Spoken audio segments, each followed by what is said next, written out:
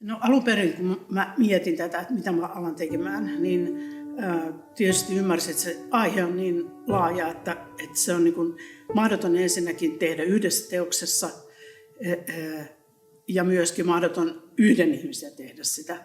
Ja sitten mun oma ratkaisuni oli tähän se, että mä otan niin kuin erilaisia näkökulmia.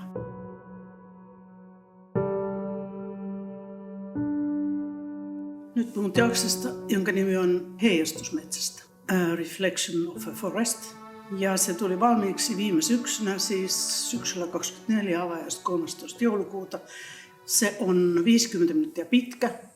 Siinä on näyttelyitä, erilaisia tienoita. Se tapahtuu Etelä-Suomessa. Se kertoo tai käsittelee metsän tilallisuutta ja tilallista olemista. Ja olemista siinä mielessä, miten jokaisen yksilön oleminen on suhteessa, on monikollista ja suhteessa kaikkiin muihin oleviin. Että olemme täällä yksin sillä ehdolla, että muitakin on olemassa, emme ilman sitä ehtoa. Ja mä halusin käyttää tätä vanhaa suomalaista sanaa tienoa, koska mun mielestä se kuvasi jotain muuta kuin pelkästään aluetta tai paikkaa, vaan että sana tienoa jotenkin sisältää ehkä myöskin elolliset eri muodoissaan siellä.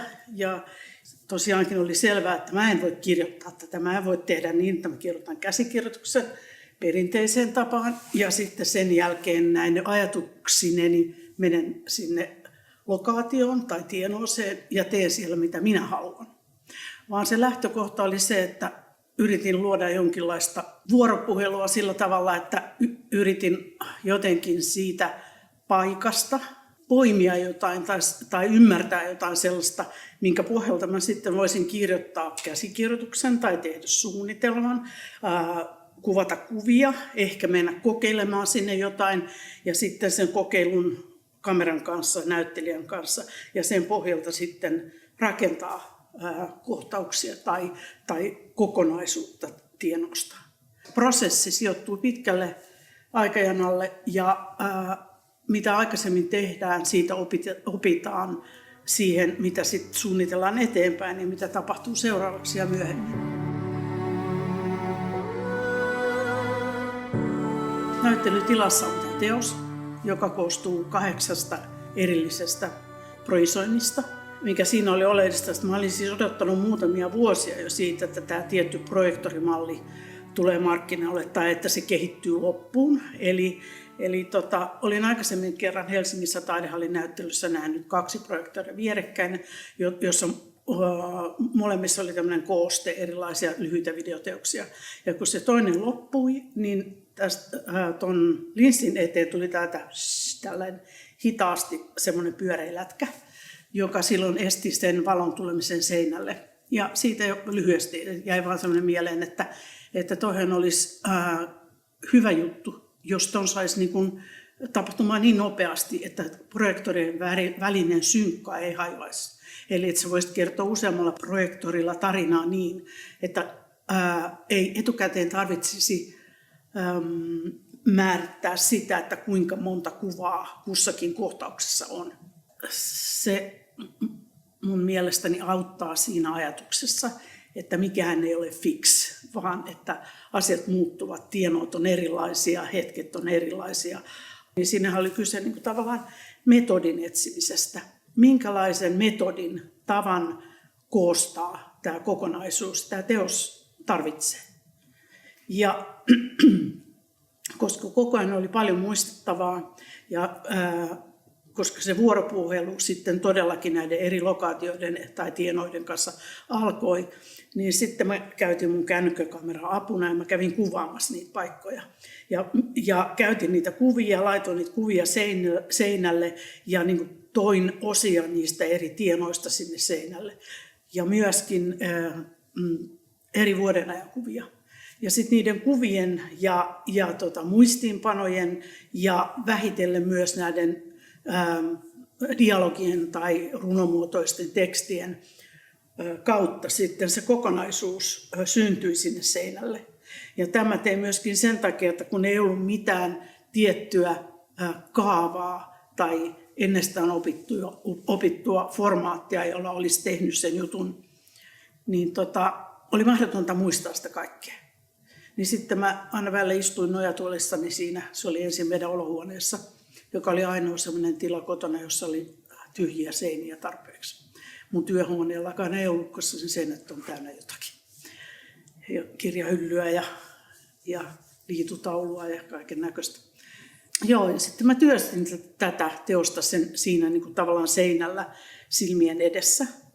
Ja sitten tämä tilanne, mikä siellä oli sitten loppuvaiheessa siellä olohuoneessa, niin sitten jossain vaiheessa tuli mieleen Paulin kanssa, kun Pauli kävi katsomassa sitä, että sen voisi ehkä siirtää tänne.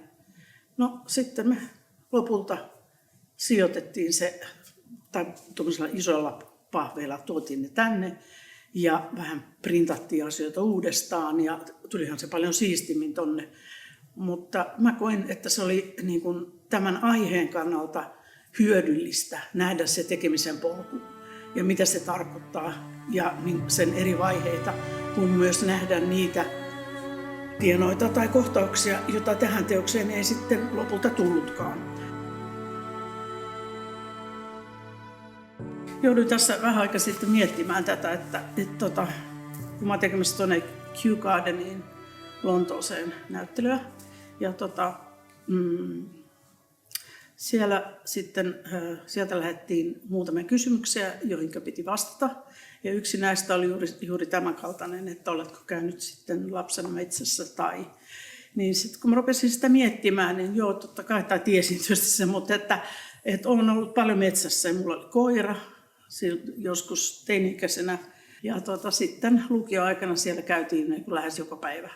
Ja vieläkin tunnen sen alueen niin kuin tosi hyvin kaikki polut ja se äänimaailma ja se sellainen todellisuus, mikä siellä on, niin tuli tutuksi. Ja ehkä mä voisin ajatella, että siitä tulee myös yksi säie tähän metsän tilallisuuteen. Ja vaikka tämähän on niin kuin filosofinen ajatus, se yksilön olemassaolon kiinteä yhteys siihen kokonaisuuteen. Tai yksilöiden yhtenä torstaina, oltaisiin me oltu 12-vuotiaita, mun ystävän kanssa käveltiin aseman takaa keskustaan, en muista mistä syystä, ja sillä reitillä on Hämeenlinnan taidemuseo. Ja me vaan päätettiin, että mennäänpäs käymään tuolla, katsotaan, että minkälaista siellä on sisällä. Se jäi jotenkin mulle niin kuin tosi vaikuttavaksi. Sen takia, että siellä oli kuvia, hienoja maalauksia. Mä muistan erityisesti yhden impressionismia käsittelevän näyttelyn. Ja sitten siellä oli vielä sellainen pieni sisällä sellainen teltta, jossa oli tämmöinen 2 diaproisointia. Ja tietysti ne kuvat ja se, että oli hiljainen paikka, jossa voi olla ihan kahdestaan näiden hienojen kuvien kanssa. Tai ihan rauhassa, ettei tarvinnut olla mitään muuta, niin se mun vaikutti. Ja sitten ehkä myös hyvin paljon ihan pelkästään se tila. Se, että oli isoja tiloja, vähän samaa hiljaista isoa tilaa kuin metsässä. Mä en ajattele, että tämä on joku ihme tai jotain tällaista, joka koskee vain minua, vaan mä ajattelen näin, että tämähän on varmaan hyvin tavallinen tapa, miten ihmiset sitten ajautuu siihen tai päättää tehdä sitä, mikä heille on jotenkin heidän taustassaan, sekä siinä eletyssä taustassa että siinä perityssä taustassa on ominaista.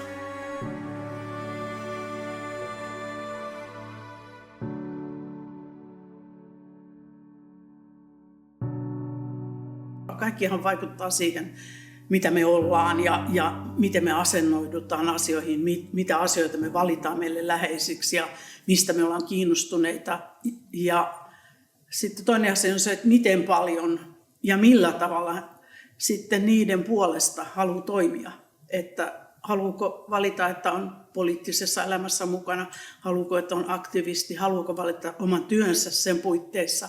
Että varmaan on monta eri tapaa. Et siinä mielessä mä uskon, että voi vaikuttaa. Ja sitten mä koen olevani onnellisessa asemassa siinä mielessä, että mä synnyin Suomeen, joka on kulkenut yhä lähemmäs enemmän ja enemmän kohti demokraattista pohjoismaista yhteiskuntaa. Ja jossa esimerkiksi minun kouluaikanani ja opiskeluaikanani sivistystä arvostettiin tosi suuresti. Että niin kuin mä oon oppinut, että pohjalla on niin kuin tieto ja pohjalla on taide. Ja tietenkin myös molemmat kantaa tietoa mukanaan. Ja pohjalla on sitten niin kuin oikeudenmukaisuus, tasa-arvo ja tällaiset asiat. Mä koen, että se on hirveän hyvä asia, että silloin on tällaista. Mutta mä en osaa sitä sanoa suoraan, että miten omat teokset vaikuttaa. Ja mielestäni se on toisten asia myöskin sitä sitten arvioida. Mutta mä koen, että tämä on mulle se olennainen tapa. Ja sitten uskon kuitenkin, että kun paljon ihmisiä eri puolilla käy katsomassa näitä teoksia, että varmaankin se jotain vaikuttaa.